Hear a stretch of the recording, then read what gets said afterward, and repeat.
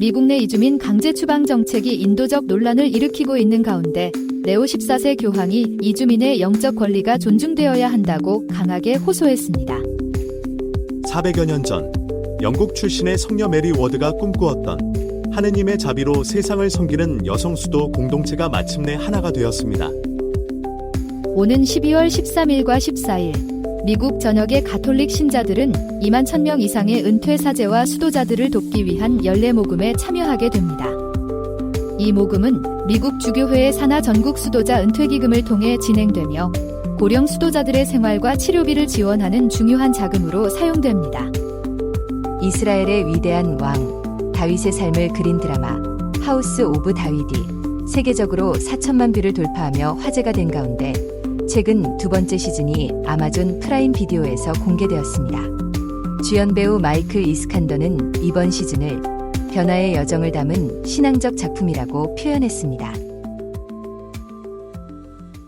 이 프로그램은 남가주 성바실 한인성당, 성아그네스 한인천주교회, 성요셉 한인천주교회, 성삼 한인천주교회, 대한장의사 제공입니다.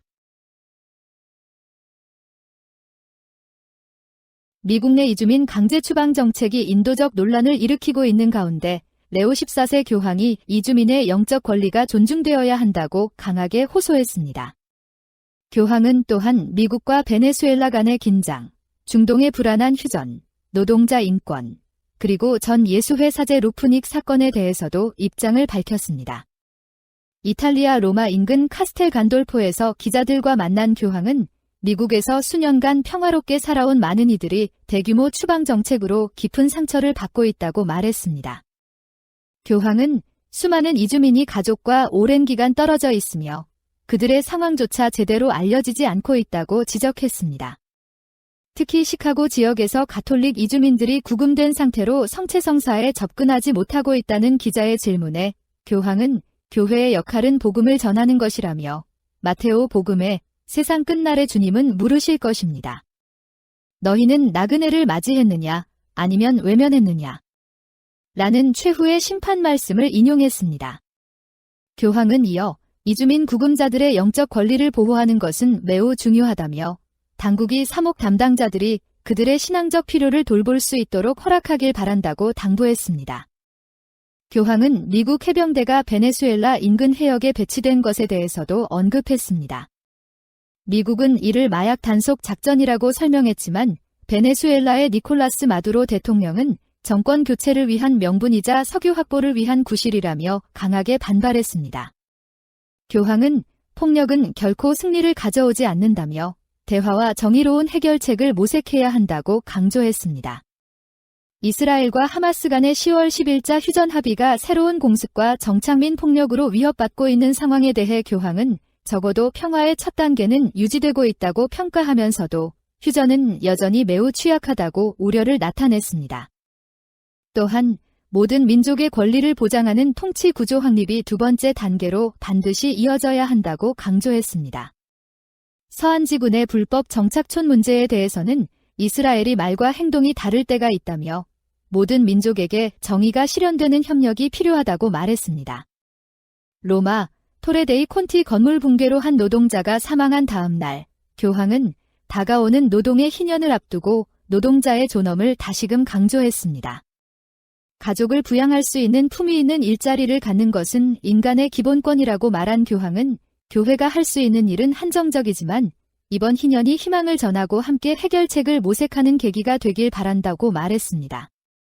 마지막으로 수많은 여성을 학대한 혐의로 교황청 신앙교리성의 조사를 받고 있는 전 예수회 사제 겸 예술가 마르코 루프닉 사건에 대해서도 언급했습니다. 교황은 세계 여러 교회에서 그의 작품이 가려지거나 철거되었다며 현재 교황청 법정에서 재판이 진행 중이라고 확인했습니다. 교황은 피해자에게 인내를 요구하는 것은 어렵지만 교회는 모든 이의 권리를 존중해야 하며 무죄 추정의 원칙은 교회 안에서도 지켜져야 하고 이번 재판이 모든 당사자에게 명확함과 정의를 가져오길 바란다고 말했습니다. 교황의 이번 발언은 단순한 외교적 논평이 아니라 전 세계 불의와 인간의 존엄에 대한 근본적 질문을 던지는 메시지로 받아들여지고 있습니다.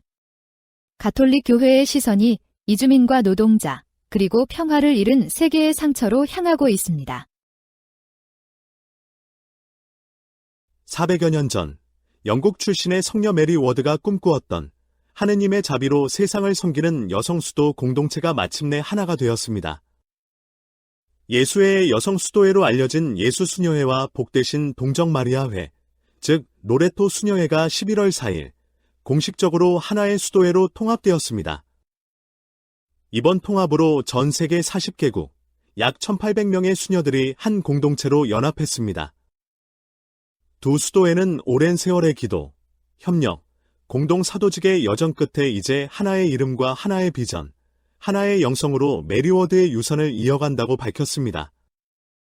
공식 통합 미사는 11월 4일 예수의 총장 아르투로 소사 신부의 주례로 스페인 노yor라에서 봉헌되었습니다.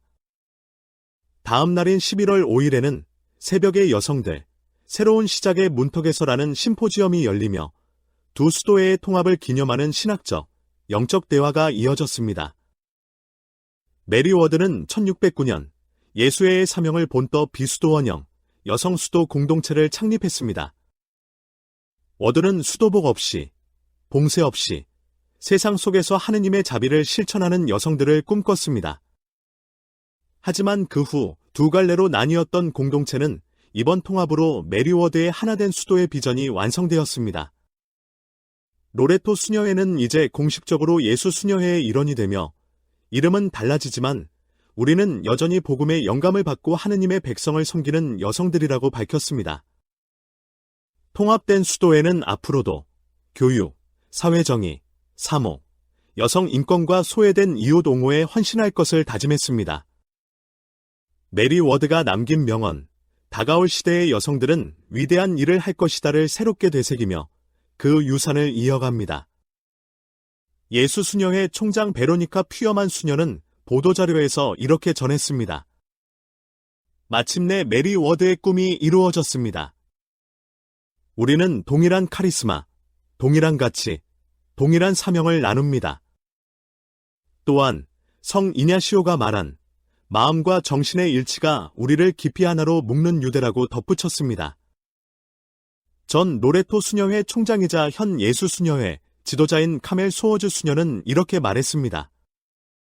분열된 세상 속에서 우리가 하나로 합쳐지기로 한 것은 그리스도의 평화와 일치의 복음을 증언하기 위함입니다.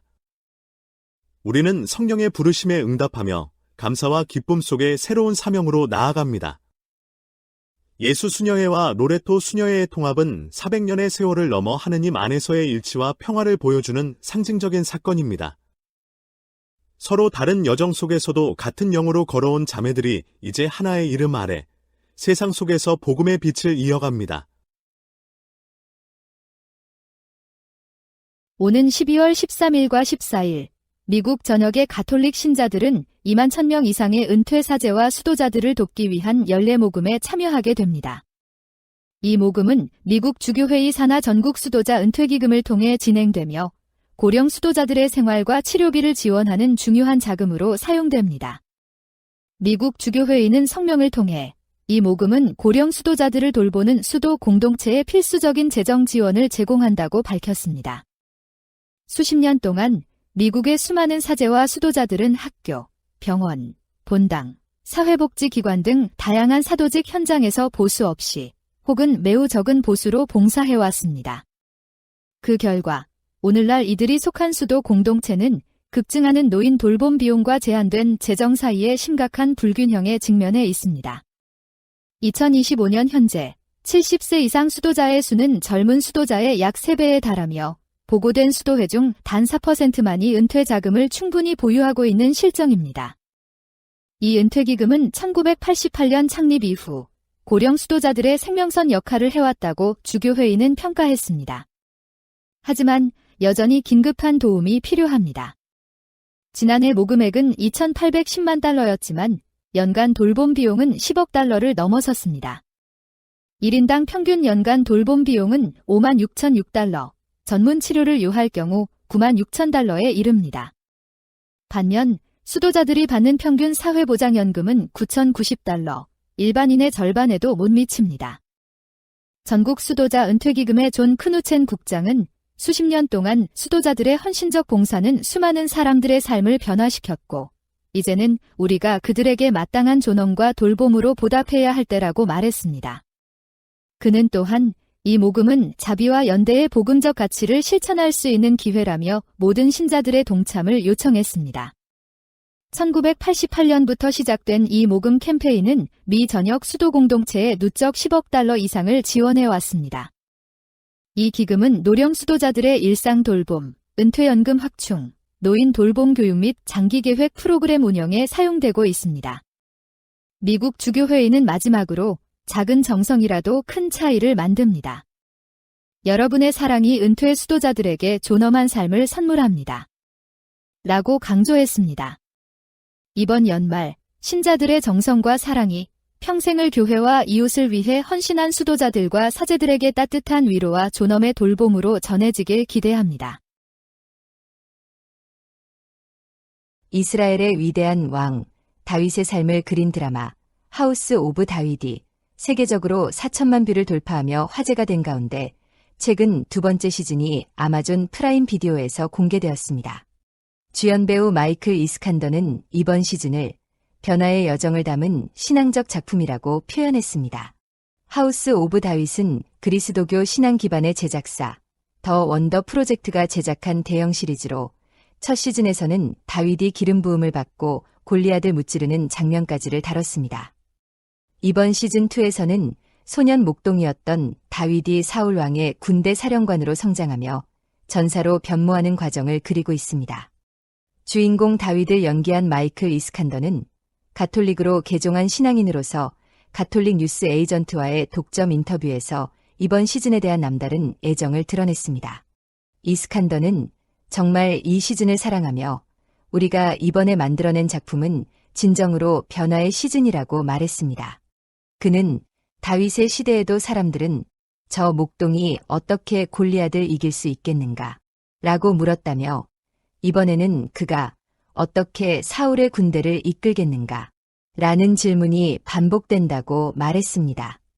이스칸더는 하지만 하느님께서 다윗을 변화시키시는 과정을 우리는 보게 되며 겉모습뿐 아니라 태도, 자신감, 인격이 완전히 달라지는 것이고 하느님이 우리 안에서도 그렇게 일하실 수 있음을 보여준다고 설명했습니다.